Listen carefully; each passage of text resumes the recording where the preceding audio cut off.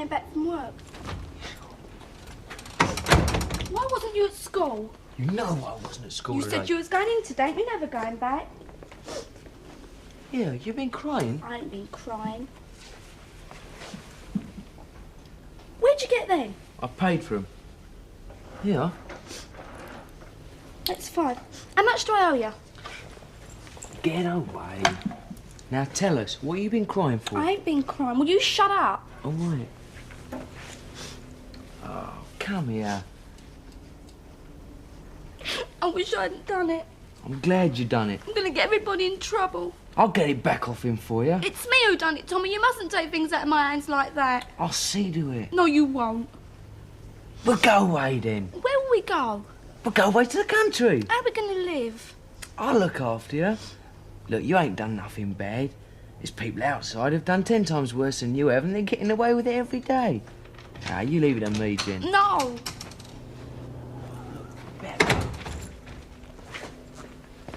All right. You don't have to rush off. No, I've got to go, really.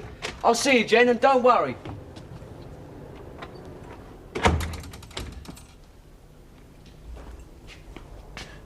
Well, what's up with you, then? Well, come on, tell me. Yeah, what's the matter?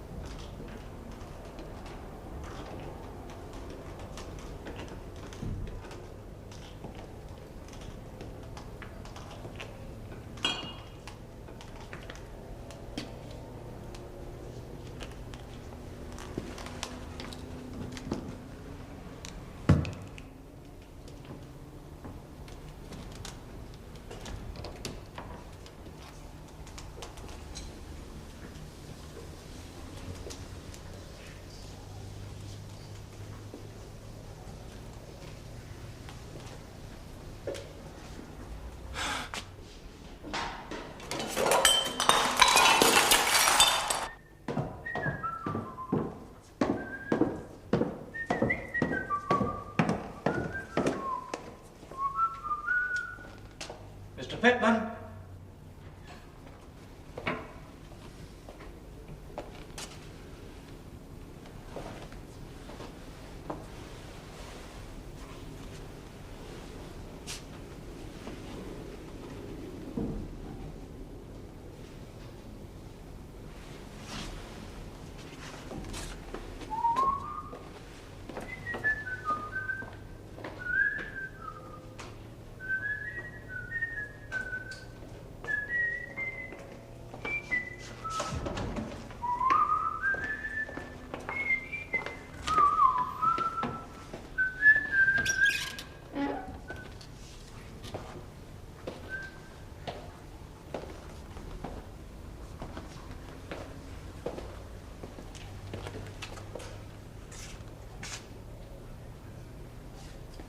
Yes, I know. I'd only just got it myself.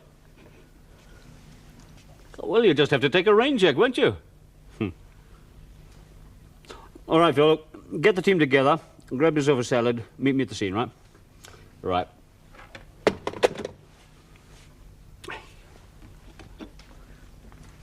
Where's Alec? Upstairs.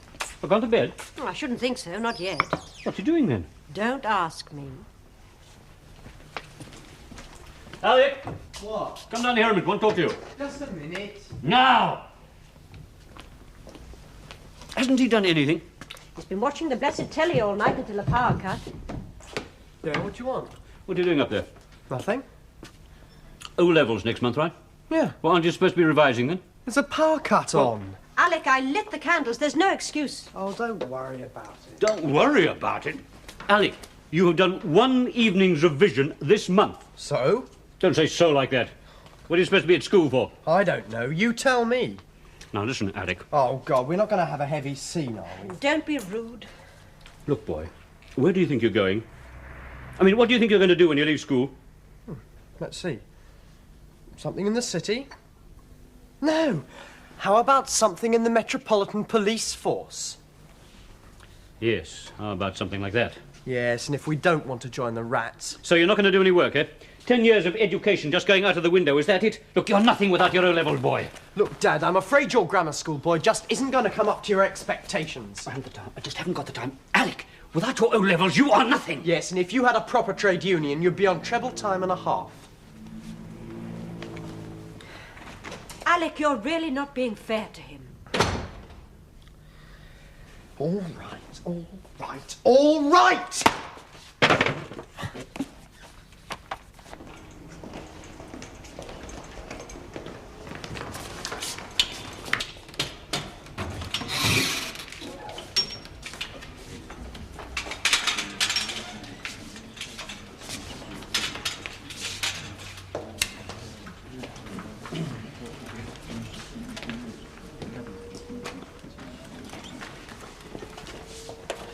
Can you not be more definite? Until I've done the PM, it's impossible to be definite. Surely. He's dead. He must have died between 9 and 10. He's still warm. There's a bump on the side of his head and there's a serration on the chest. If I'm looking for a weapon, I want to start looking now. So what sort of weapon? I mean, what does that bump tell you about the weapon? The bump tells me there's a bump, not that there's a weapon. There has been a struggle, that's obvious. And during the struggle, he could have had a heart attack. He could have been subject to any number of pre-existing medical conditions. Assuming that he was attacked with an implement, just tell me what could have happened. Well, it could have resulted in the severing of the middle meningeal artery, and he could have sustained an extradural hematoma. But you see, he could have hit his head against that bench as he fell, or as you say, he could have been struck by a blunt instrument. Now, the sooner I can get into the lab, the sooner I'll be able to tell you. Could I have him now, please? Yes. Thank you very much. We'll just have to shift everything from here to the lab. Of course, if I knew what sort of weapon caused the bump on his head, I could get rid of half this rubbish. What do I get? Not even an inspired guess. Heaven preserve me from academic mind. Oh, what's this then? Well, apart from other things, sir, spent matches. Yes, well? The presumed area of struggle was here, right? Well, that's where the matches were found. Now, the caretaker says he swept the school at 7 o'clock. He wouldn't have missed them as he sweeps very carefully. There was no matchbox found on Pitman's body, in here, or in his desk, so unless someone else was striking matches, it's our bloke. Follow that. Which means that after the lights went out, Pitman came in here, found the intruder. A struggle took place, resulting in Pitman falling and smashing his torch. How many men have you got knocking on the houses facing the school? A dozen, sir. Right. Now, I'm presuming that this is murder, and I'm presuming there's a murder weapon. So get them looking in the gardens, over the walls, and right through the school grounds. Right, sir. Oh, what are they looking for, sir? Any old iron. Anything that can bring up a bump in the night. Yes, sir. And keep looking here. Corners, projections on the floor. Scraps of skin, flecks of blood. Yes, we are already doing that, sir. You know, it's highly unlikely that anyone would have seen our Johnny coming in and out tonight. I mean, there must be an army of petty villains who just wait for power cuts like this. Makes this job very congenial. That's a list from the school secretary, sir. They're checking in here now to see if anything's missing. Or potential explosives, dangerous chemicals. Well, yeah, something like that. I've been through the school gym myself already. Ah, I thought you would have done that. Nothing missing, though. Mind you, they've got some beautiful equipment in there. Do you know they've even got archery? I bet they didn't have that in your day, sir. No. In my day, it was long navy blue shorts, dirty plimsolls, and a game of netball on the asphalt. Those really were the days, weren't they, sir? Yeah, they still are. Still plenty of asphalt kids around. They don't all have this, you know. Excuse Excuse me, sir. Are we interviewing all of the staff? We are. There are hundreds of them. Do we knock them all up? We do. And bring them here? That's what I said. And then we get hold of the kid. Well, there are thousands of them. So?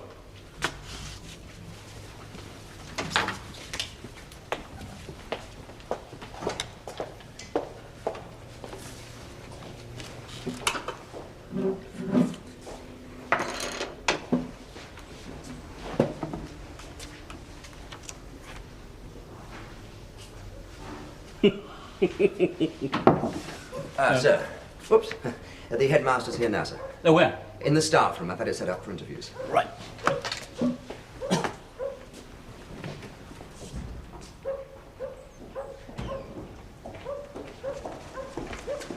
Master, yes, sir. Ah, the headmaster, sir.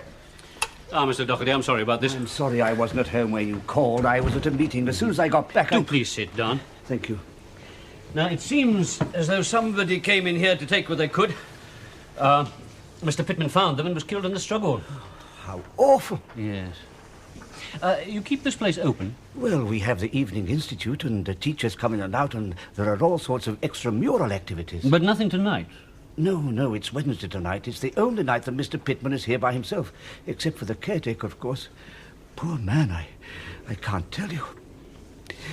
What happened? Do you know what happened? Do you have any idea how? Well, he was in his classroom, sir, and he had his torch on a stand, you see. He must have heard something, taken his torch and gone into the science laboratory where he saw, well, whoever it was. The intruder took his wallet, if he had one, his cash and his keys. In fact, he took everything except 2 pieces of paper and a handkerchief. Oh, my God, I can't tell you. I'd like to operate from here, if I may, Mr. Doherty. The local police station's too far away and too small.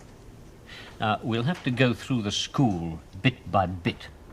We'll need the daylight for going through the fields, the flower beds, things like that. And we will have to interview the staff and the pupils. So, if you can give the school the day off tomorrow? Oh, I don't know. It's a matter for the Education Authority. I'll fix it up with them. Well, I suppose I have no alternative. You think it's one of the staff or one of the pupils? I don't think it's one of anybody at the moment.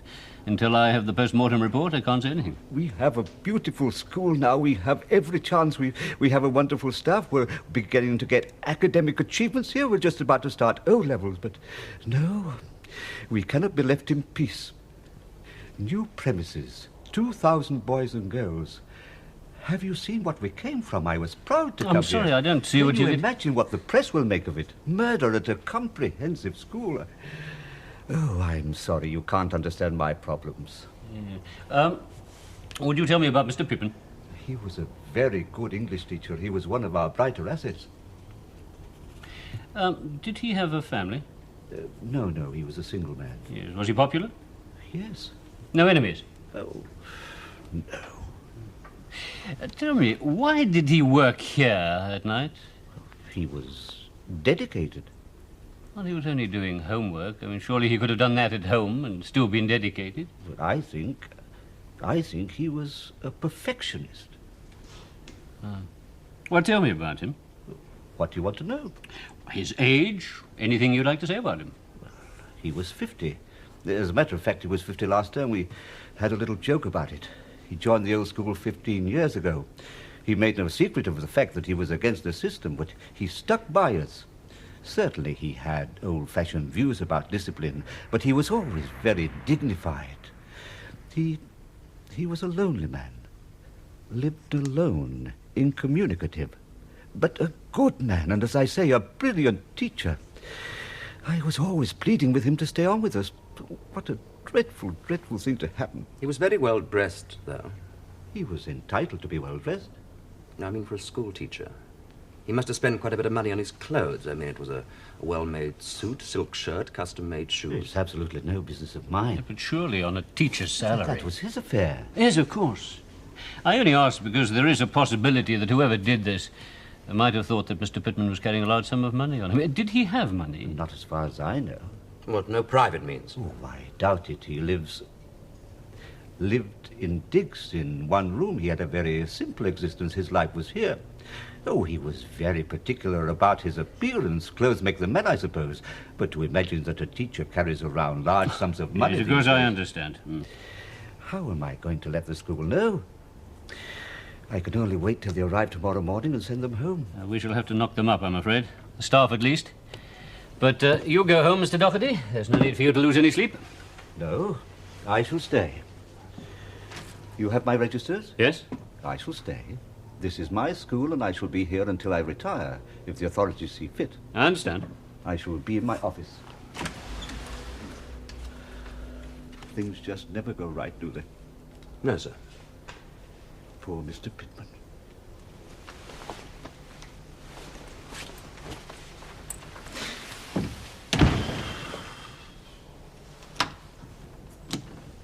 Ah, bingo.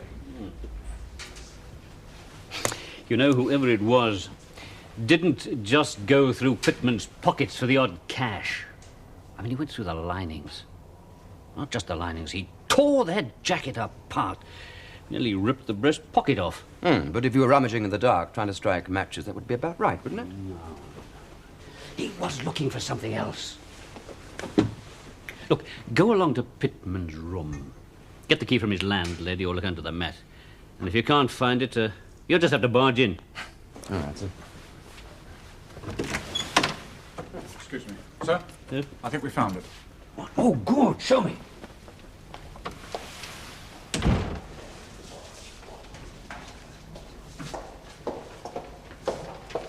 Thank you. A scrap of skirt and a hair on the corner of the boxer. I can't see a blind thing. No, look a bit closer, sir. It could be where he hit his head. Oh, could be. Could be.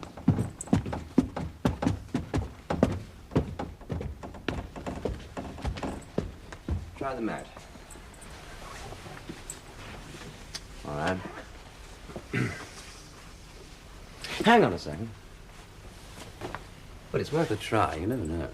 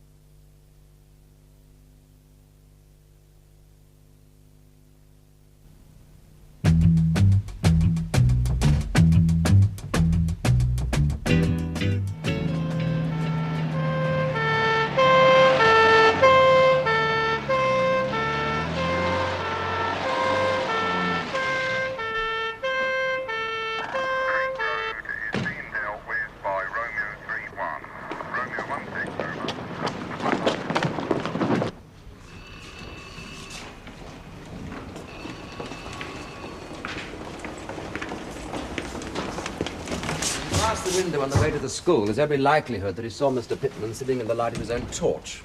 There was only one light on in the school. The caretaker was at his home at the back here somewhere. Now, the time was between 9 and 9:45. Now, if he had a torch of his own, we haven't found it yet. The matches say he didn't. Yes, right. So he might have just dropped in and made a beeline to see Pitman. He didn't disturb anything as he came along the corridor. Pitman heard him coming out of his class from here, and he quickly dived into here. Now, Pitman followed him in. There was a struggle. Pitman hit his head and fell. And our man tore his jacket apart, obviously looking for something, didn't find it, but took his money and his wallet. Now, we've established he kept his money in his wallet. And his key. So whoever it was went to Pitman's room to look there. Yes, right. And he tore his room apart in exactly the same way as he did his jacket. But now we are interested in a letter. The rubbish that Sergeant Dexter found when he went through Mr. Pitman's dustbin contained the charge remains of a one-page letter and an envelope. Now, they've pieced bits of it together at C3, and they've come up with these photographs. Now, see what you can make of this.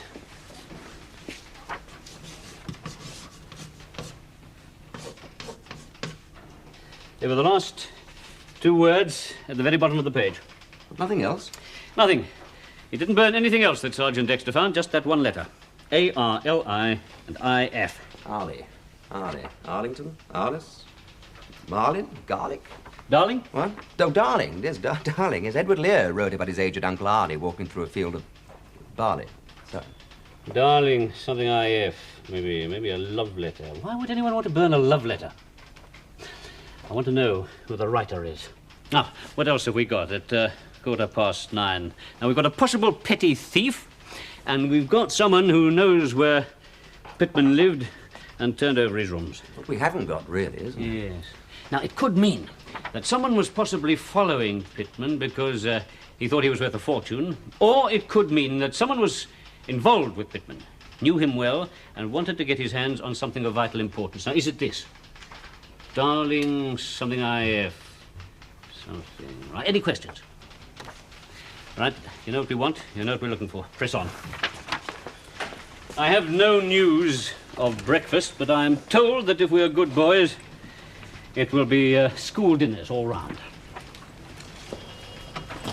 Thursday's fish fingers. Eatables. I'll start with... Yes, with this woman. Mrs. Devlin. You're a teacher of modern languages. Mostly French. You're deputy head of department. Yes. And you joined the staff when the new school opened here. Yes. Your husband is an invalid. You have 2 children and you are their sole support. Yes. You had an assignation with Mr. Pitman on his birthday. What do you mean by assignation? What a strange word to use. I believe it means appointment. It's also a word used in romantic novels. Did you tell your husband that you were meeting him? No. Why not? He might have misunderstood. Graham Pitman asked me to have dinner with him. First I refused. Then I felt desperately sorry for him. It was his 50th birthday and he was going to spend it all alone in that dreadful room. You've been to his room then? Once. Only to pick up a load of books for him. He doesn't have a car. Was it the first time that you went out with him? Yes. It's a very great shock, this, and I am trying to be as level-headed as... Yes, of course. I'm awfully sorry. Take your time. I understand. I suppose you want to know about that night. Yes, I do. Well, we went to an Indian restaurant. He tried to be friendly. He told me about his youth. He'd had a terrible time, deprived of both his mother and father at an early age through divorce. He'd had to make his own way in life. He admitted that he should never have become a teacher. You do want to know these things. I've no wish to decry the poor man. Yes, I do want to know these things. He admitted that he had no control over his classes. He was almost in tears. He admitted bullying them. He said they all took drugs. They don't all take drugs. They had no respect for him. Do some of them take drugs? Oh, a few. I found tablets. Yes, go on. I remember I didn't treat him too kindly. I said that I'd established a relationship with my children. I knew them. Tried to bring out their personalities, give them confidence. He admitted that he'd several times resorted to violence. To no effect. Did he have any friends? None. At least none that I ever heard of. He was trying to have a relationship with you? He tried. When he failed, he became petulant. He even counted the pennies out of his purse when he paid the bill. It was quite sickening. Did he have private means? No, none at all. But he dressed well? Yes. All his money went on his appearance. He was known as Beau Pitman in the common room. Beau Pitman with no friends? He was a very lonely man. Mr. Doherty had a very high regard for him as a teacher. Mr. Doherty was terrified of losing him. We lose 10 teachers a year here, and we're on part-time. The kids, not us, I mean. We never stop. Yes, very hard. Did you write him a letter? No. Why should I write him a letter? You had no further relationship with him? I had no relationship with him. You'd have to be a very strange person to have a relationship with that poor man. Mrs. Devlin, are you implying that he was effeminate? No, I'm not implying anything. He was... Here you go, Daddy boy. Come on.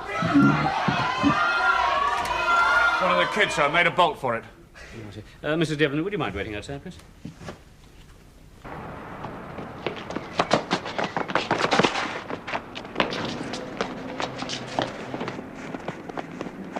Here, sir.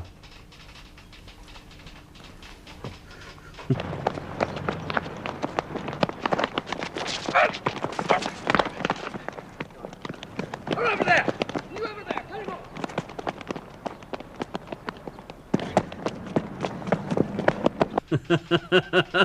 Phil Dexter's been moving towards this point ever since he left university, John. We are privileged to be in the grandstand watching this great race.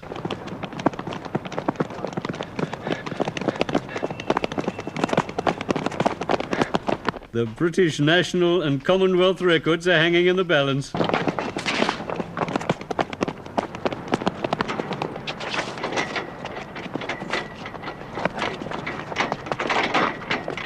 Just look at his action. Class, John. Do you know anything about class?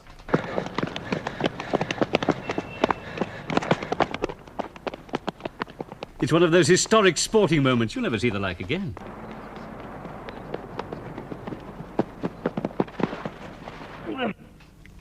Class!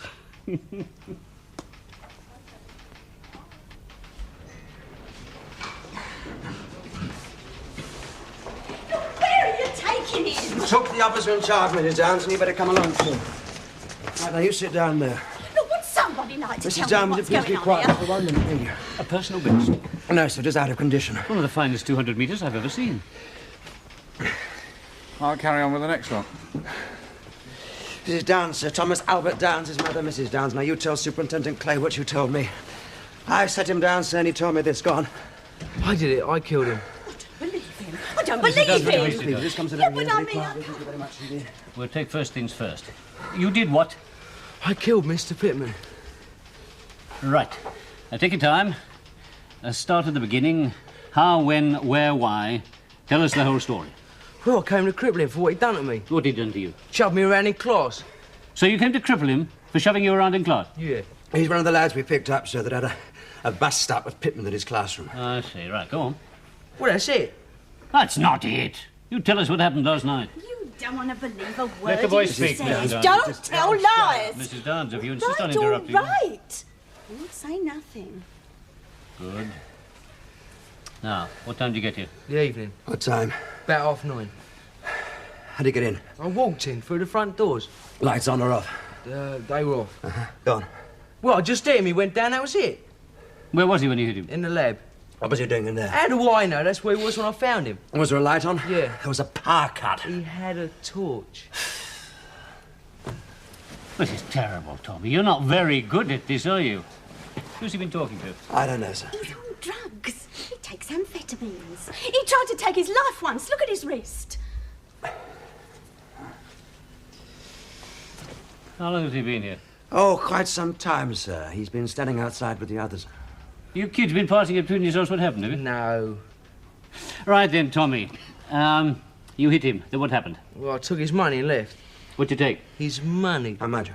A few quid, few coins. Notes? Yeah. Well, how many notes? Right. £2 notes, 2.50 and all. Where did he keep his notes? In his pocket. Which pocket? Loose or in a wallet? Well, which one was it, Tommy? In a wallet. Did you take the wallet, or did you just take the notes and leave it? It's a simple question, Tommy. Did you take the wallet or did you leave it behind? Look, I told you I've done it. I'm not saying no more, right? What'd you do with the money you took? Spent it. Where? In a pub. What pub? Can't remember. What'd you do with the key? What key? Mr. Pitman's key. I didn't see one. Why did you rip his jacket apart? I didn't. Why'd you go to his room? His room? And you're wasting my time. You're wasting everybody's time. Why are you doing it? Doing what? You've been listening to tittle-tattle? Yes, the caretaker says he's been talking, I think. Look, do you want to go to prison? Do you fancy that? No. Or do you know who did it, and you're trying to protect them? Ha. Did I say something? Tommy. Was that Jenny? Who's Jenny? She's his girlfriend. What's the full name? Jenny Duggan. Look, I told you how I did it. I took the wallet and I threw it in the river. If you look there, that's where you'll find it. And if you go to the Anchor Pub on Hallam Street, you'll be told I was Take there him last out. night. Keep him away from the chat. I'll talk to him later.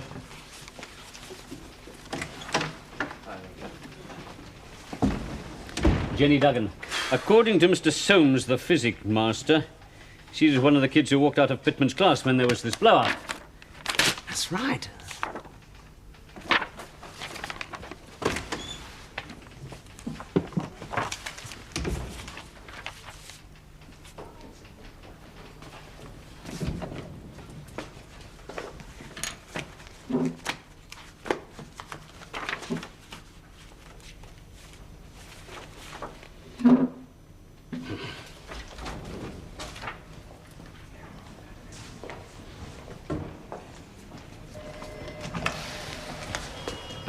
Have a look at this.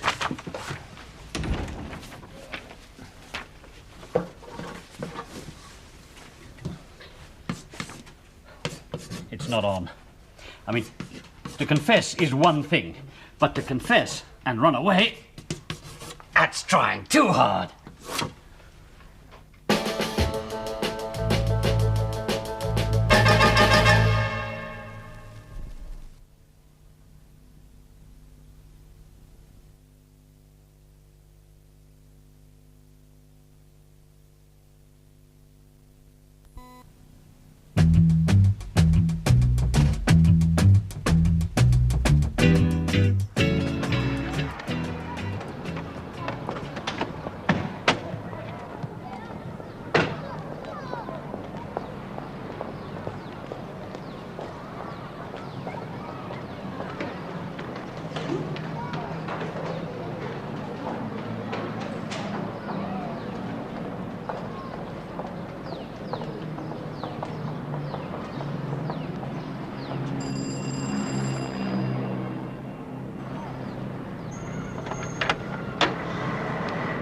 Yeah? We're police officers.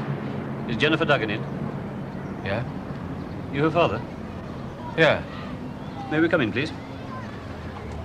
What's this about? Can we come in? I'm Chief Superintendent Clay in New Scotland Yard. Look, what's this all about? A teacher at the Spire Horton School was found dead in the classroom last night, Mr. Duggan. Teacher? Yes, Mr. Graham Pitman. Do you know him? English master. Dead? That's right. Well, I mean, what's this got to do with my Jenny? Where was she last night? Did you see her last night? No. But you knew she was here. No. Well, I mean, she did come here, Look, didn't she? I don't know. I didn't see her. What did she come here for? Look, I done it. I should know. I done it. A letter? What? He'd say anything for her. He's told me he'd give his life for her. Oh, will you shut up? Was there something between her and Mr. Pitman? What are you talking about? Well, I mean, did she ever write him, say, a love letter? A love letter? You're mad. Yes.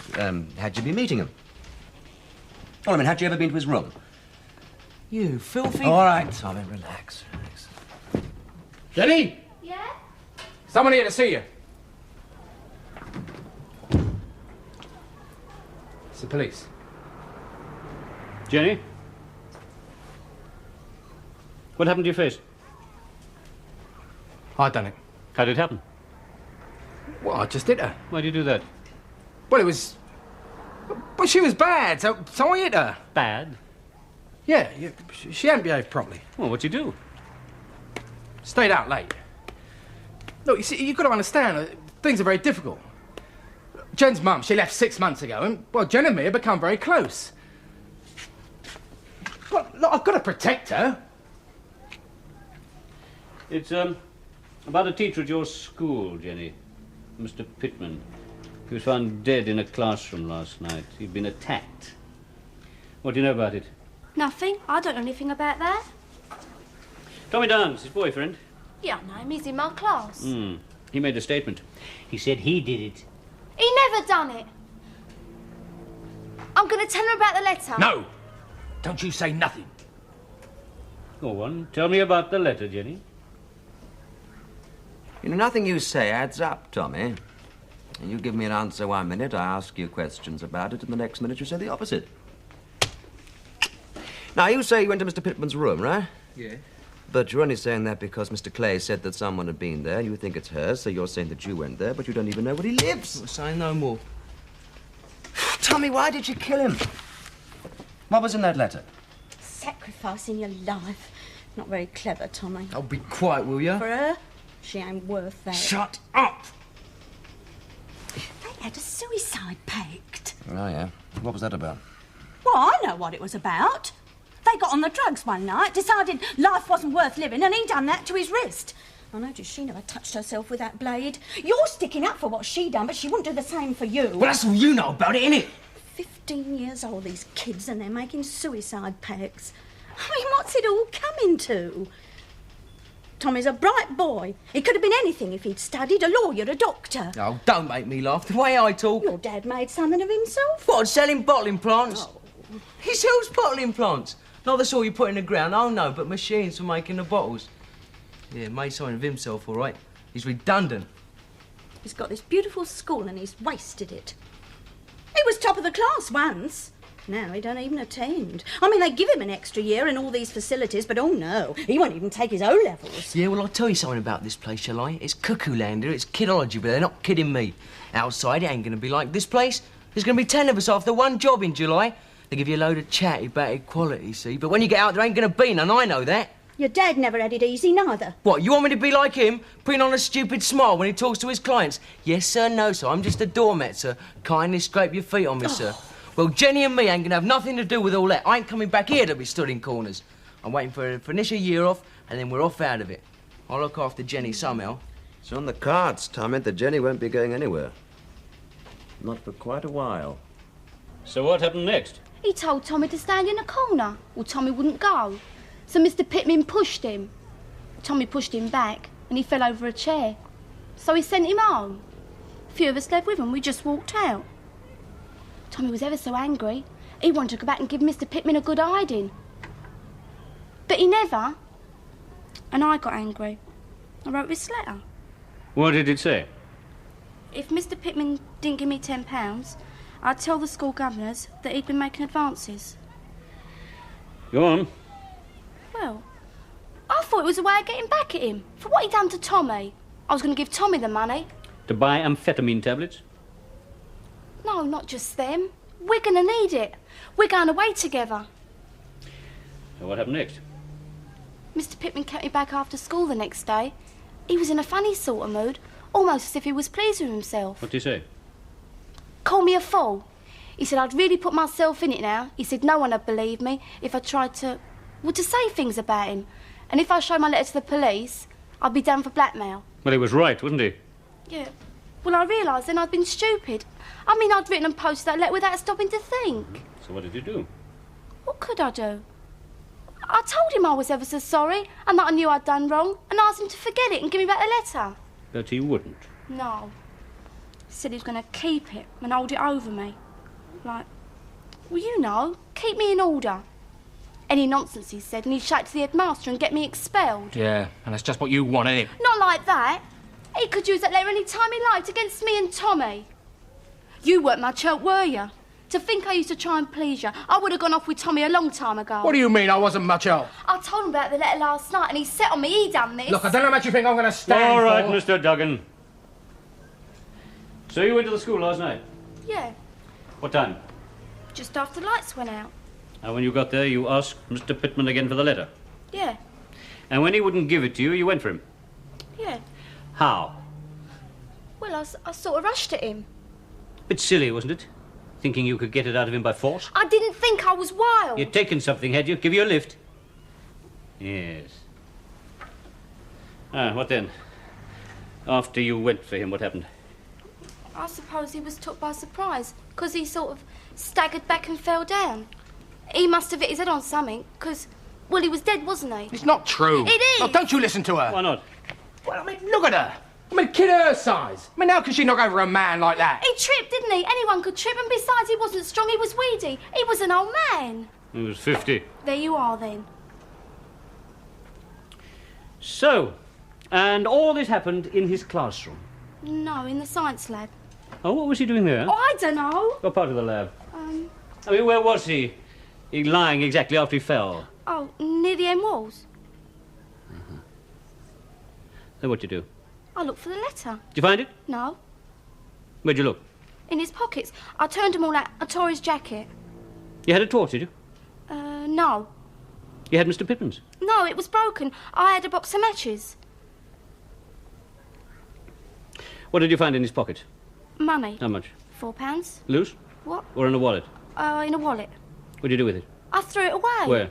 In the canal. Then why'd you take it in the first place? I was scared he was dead. I wanted to make it look like he was a burglar. And then what happened? I went to his room. Mr. Pitman's room? Yeah. Did you have a key? No. What were you going to do then? Pick the lock? Or were you going to break down the door? I don't know, I didn't think. I just hoped it would be unlocked, and it was. You were lucky, weren't you? Was I? The letter wasn't there. You sure? No, but I don't see how it could have been. I took the place apart. Did you? In the dark? No, there was a couple of candles. Excuse me, Oh, sir. yes, what? Phone message. I think you ought to know about it straight away.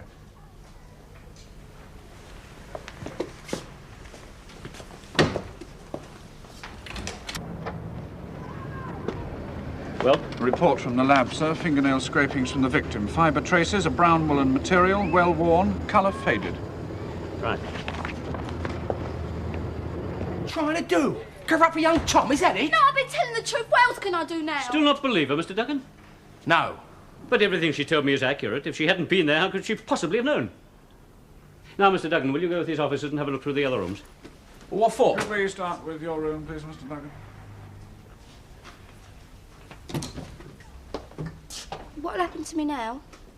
You've admitted to committing a very serious crime, too, in fact. What the charges will be, I can't tell you. But before we come to that, I want to ask you one more question, Jenny. What were you wearing? Wearing? Yes, last night. Oh, What sort of clothes do you have on? jeans, shirt and a wind sheeter. What colour? Blue. Have you got a faded woolen brown jumper or cardigan, pullover, something like that? No. Why? Sir? Yours, Mr. Duggan. Take it to the lab. And Pitman's wallet, sir, in a drawer in his room, under his socks. And a key, probably Pitman's too. Dad. See? I did try to do something. I went there to get it back for you. But he wouldn't give it to me. Well, so I went for him to sort of try and persuade him. But he was tougher than he looked.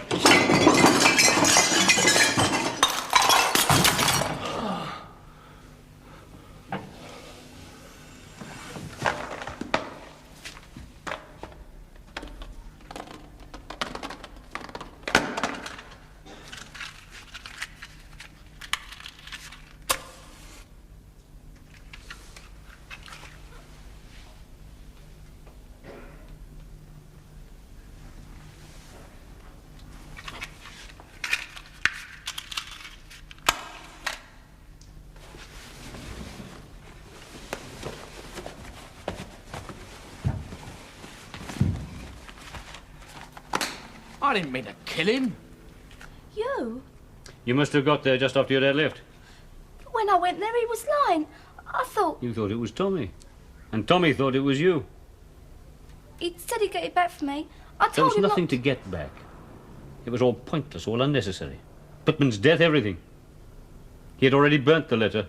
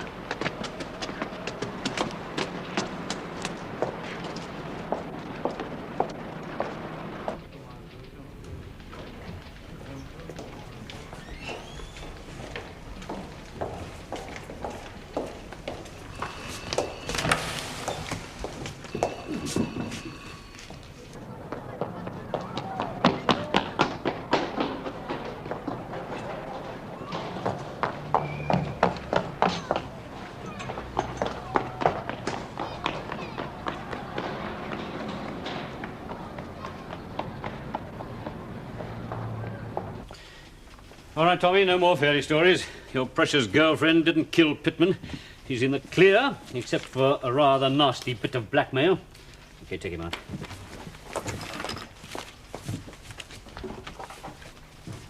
Hi, Mr. Duggan. Thank you. Sit down, Mr. Duggan.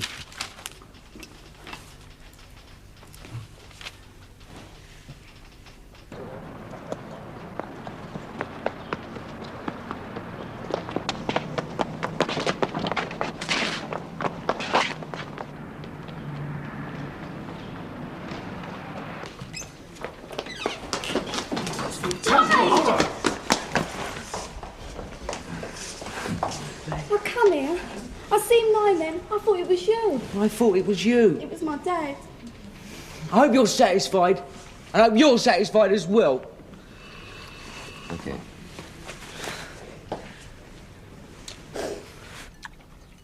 It's a wonder Duggan didn't bump into that girl. I mean, she must have been coming out as he left. And then at Pitman's room if she went straight there. She didn't. She went to Tommy's flat first. Oh, yes, well, of course you would, wouldn't you, to see if he'd found the letter. When she got there wasn't anybody in. And then it struck her. If he hadn't got the letter, he'd probably gone to Pitman's room. He might still be there. It's a charming pair, aren't they? Tell lies, take drugs, assault and blackmail, you name it. All the same. You know, isn't there something rather touching, even admirable, about what they try to do for each other? I mean, those confessions. I mean, how many adults do you know who would have put themselves into that sort of jeopardy for their husband or wife or lover? Well, you would, wouldn't you? Well, fortunately for me, the problem will never arise. No, but if you had to, say. I don't discuss hypothetical questions at brunch. No fried bread for him. No, please. I like fried bread. No. Oh, go on, Tom. Let him have his fried bread. No, he's out of condition. What do you mean out of condition? I caught that boy, didn't I? He caught you. Now, how do you work that one out? Well, he made his confession and then he ran out. Just like every stupid cops and robbers film that you've ever seen. You know, the suspect making a dash for it. But did he run for the entrance? No. You went straight for the fence. He wanted you to catch him. I'm sorry, that really isn't fair. Go on, Tom. Give him the benefit of the doubt. No. That boy could have run him into the ground. I don't know if you realise this, but when I was at university, the... Alec, what are you doing here? I was sent home from school. Why? They told me I was dilatory. They said I was a bad influence on the class. I wanted to say, but my father's Chief Superintendent Thomas Clay of New Scotland Yard. But I didn't have the guts.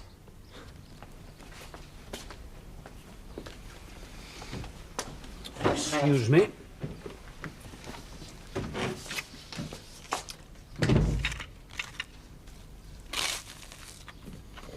Oh, delicious fried bread, Mrs. Clay.